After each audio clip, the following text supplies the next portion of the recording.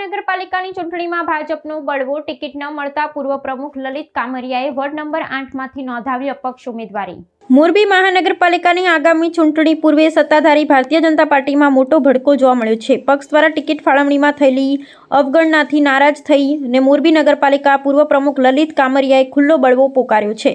તેમણે સત્તાવાર રીતે પક્ષના આદેશની અવગણના કરી વોર્ડ નંબર 8માંથી અપક્ષ ઉમેદવાર તરીકે પોતાનું ઉમેદવારી પત્ર નોંધાવતા સ્થાનિક રાજકારણમાં ભારે ખળભળાટ મચી ગયો છે।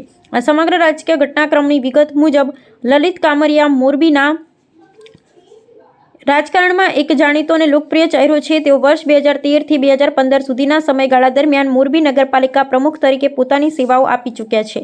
આગામી મહાનગરપાલિકાના ચૂંટણી જંગ માટે તેમણે ભાજપ પાસે ટિકિટની પ્રબળ દાવેદારી નોંધાવી હતી, પરંતુ સંગઠન દ્વારા તેમનું નામ પડતું મૂકવામાં આવતા આખરે તેમણે અપક્ષ ઉમેદવાર તરીકે ચૂંટણી મેદાનમાં ઝંપલાવવાનો આકરો નિર્ણય લીધો છે।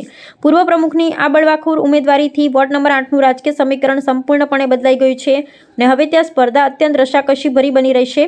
એક તરફ ભાજપના સત્તાવાર ઉમેદવાર અને બીજી તરફ પક્ષના જ પીઠ નેતાની અપક્ષ દાવેદારીને કારણે મતોનું સીધું ધ્રુવીકરણ થવાની સંભાવના છે। આ આંતરિક અસંતોષ અને જૂથવાદને પગલે ભાજપના મોવડી મંડળ માટે પરિસ્થિતિને થાળે પાડવી એક મોટો પડકાર બની રહેશે, જેની સીધી અસર ચૂંટણીના પરિણામો પર પડી શકે છે।